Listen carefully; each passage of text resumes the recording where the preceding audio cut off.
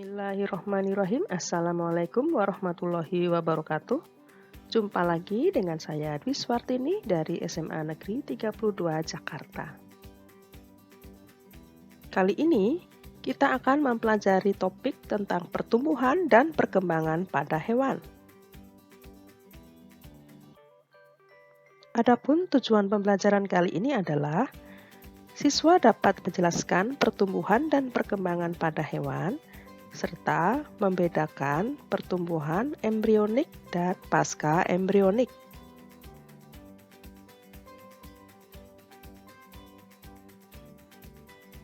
Perkembangan hewan multiseluler dimulai dari zigot. Apakah yang dimaksud dengan zigot? Ya, zigot adalah hasil fertilisasi antara sel gamet jantan dan sel gamet betina. Perhatikan gambar berikut ini. Ini adalah sel telur yang dibuai oleh spermatozoa. Kemudian, kedua inti tersebut akan menyatu dan terbentuklah zigot. Zigot kemudian akan mengalami pembelahan secara mitosis. Terdapat dua tahapan perkembangan pada hewan, yaitu yang pertama adalah fase embrionik dan yang kedua adalah fase pasca embrionik.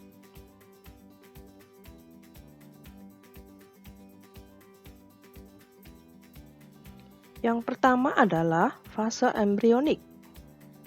Adapun tahapan perkembangannya terdiri dari yang pertama adalah pembelahan atau cleavage, yang kedua adalah gastrulasi, dan yang ketiga adalah organogenesis.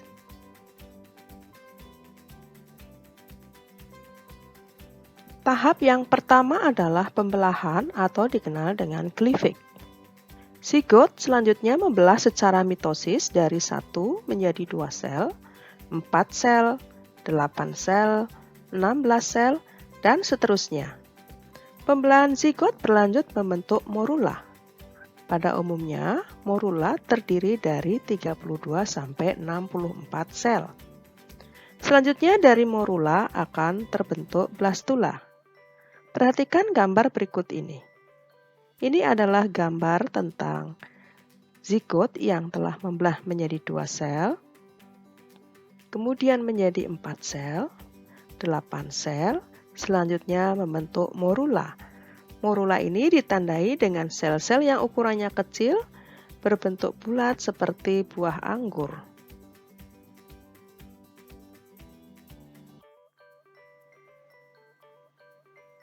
Pada fase blastulasi ditandai dengan terbentuknya rongga di antara kedua kutub yang berisi cairan yang disebut dengan blastosol. Embrio yang memiliki blastosol selanjutnya disebut blastula. Proses pembentukan blastosol ini disebut proses blastulasi. Setelah fase blastula selesai, dilanjutkan dengan fase gastrula. Perhatikan gambar fase blastula berikut ini. Ini adalah fase blastula ditandai dengan rongga yang berisi cairan yang disebut sebagai blastosol. Pada tahap yang kedua adalah gastrulasi. Blastula berkembang membentuk gastrula. Kemudian pada tahap gastrulasi ini terjadi pengaturan sel-sel blastula menjadi 3 lapisan, yaitu lapisan ektoderm, mesoderm, dan endoderm. Perhatikan gambar berikut ini. Ini adalah fase gastrula yang ditandai dengan 3 lapisan embrional.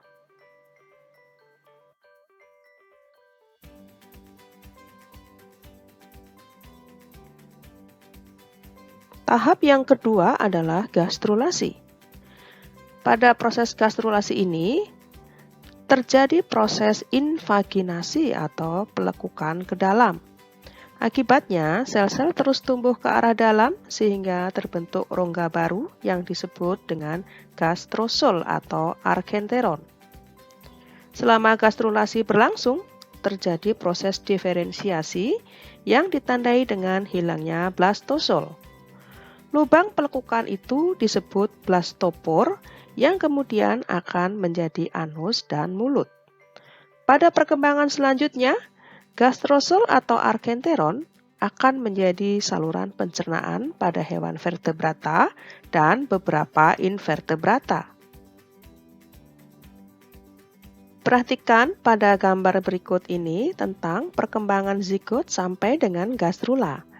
Zigot mengalami pembelahan, membentuk morula, blastula, dan gastrula yang ditandai dengan terbentuknya 3 lapisan embrional, yaitu lapisan ektoderm, mesoderm, dan endoderm.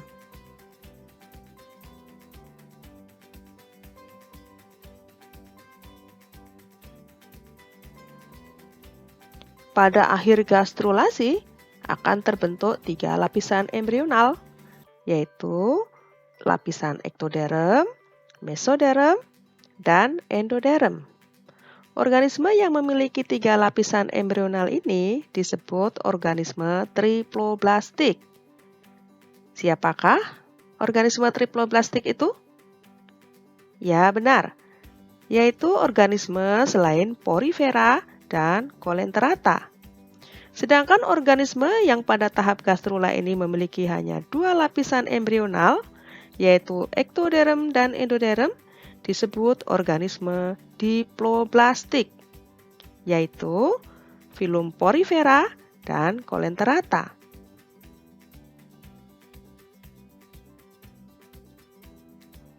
Tahap yang ketiga adalah organogenesis.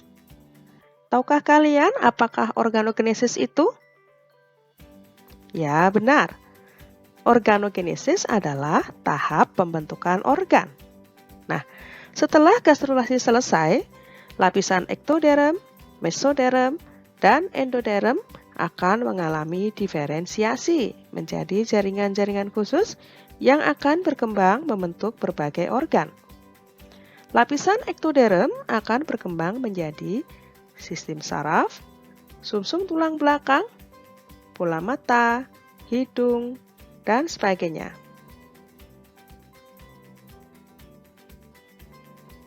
Sedangkan pada lapisan mesoderm akan berkembang menjadi berbagai sistem yang ada di dalam tubuh. Ada sistem ekskresi, kemudian sistem reproduksi, dan lain-lain. Sedangkan lapisan endoderm akan berkembang menjadi saluran pencernaan dan saluran pernafasan.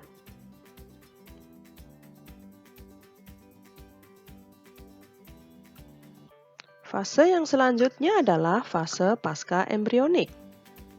Fase ini ditandai dengan lahirnya janin pada hewan vivipar dan menetasnya telur pada hewan ovipar. Pada tahap pasca embrionik ini terjadi pertumbuhan dan perkembangan menjadi individu dewasa. Beberapa hewan invertebrata mengalami regenerasi atau metamorfosis selama pertumbuhan dan perkembangannya. Sedangkan hewan vertebrata mengalami pertumbuhan dan perkembangan dari hewan muda menjadi hewan dewasa. Selanjutnya, apa yang dimaksud dengan regenerasi? Ya, regenerasi adalah proses perbaikan tubuh yang luka atau mengalami kerusakan, yaitu dengan menggunakan sel cadangan yang belum mengalami diferensiasi. Kejadian ini dapat dijumpai pada cacing pipih atau pada cacing planaria.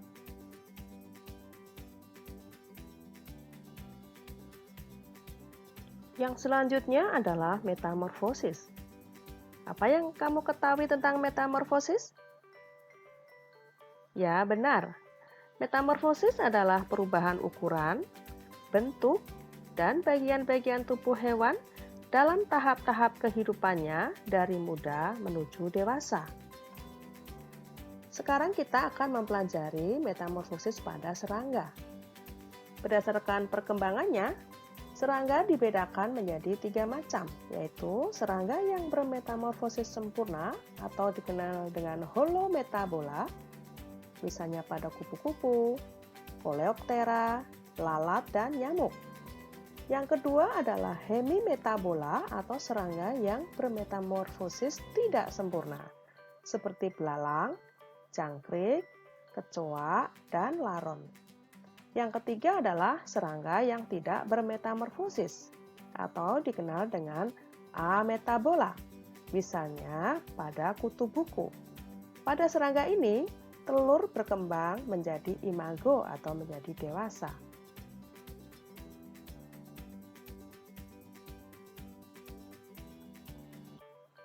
Metamorfosis sempurna atau holometabola adalah metamorfosis yang terjadi pada hewan di mana bentuk hewan muda sangat berbeda dengan bentuk dewasanya. Stadiumnya terdiri dari telur, setelah itu menetas menjadi larva, kemudian menjadi pupa atau kepompong, dan selanjutnya menjadi imago atau dewasa. Perhatikan gambar metamorfosis kupu-kupu berikut ini. Mulai dari telur, setelah menjadi larva, maka bentuk larva dengan bentuk kepompong dan bentuk dewasanya akan jauh berbeda.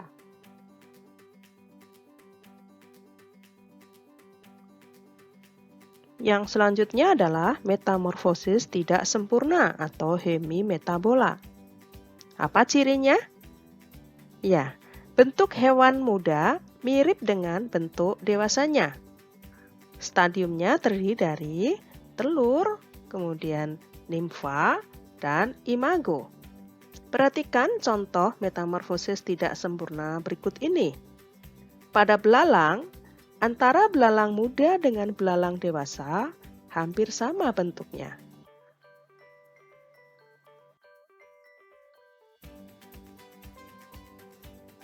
Metamorfosis yang selanjutnya adalah metamorfosis pada katak. Zigot mula-mula berkembang menjadi berudu atau kecebong. Berudu ini tidak memiliki kaki, tetapi memiliki ekor dan sirip. Selanjutnya akan tumbuh kaki belakang. Pergantian organ pada metamorfosis katak disesuaikan dengan perubahan habitat dari air ke darat. Misalnya, insang yang berubah bentuk dan fungsi menjadi paru-paru.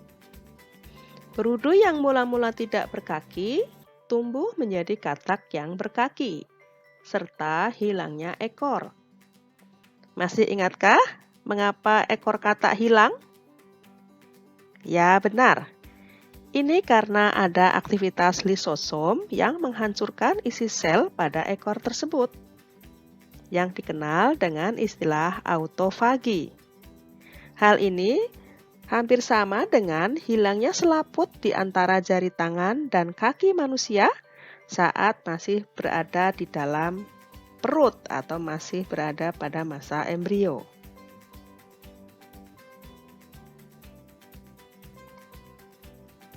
Demikian pembelajaran kali ini. Sampai jumpa pada video berikutnya. Terima kasih. Wassalamualaikum warahmatullahi wabarakatuh.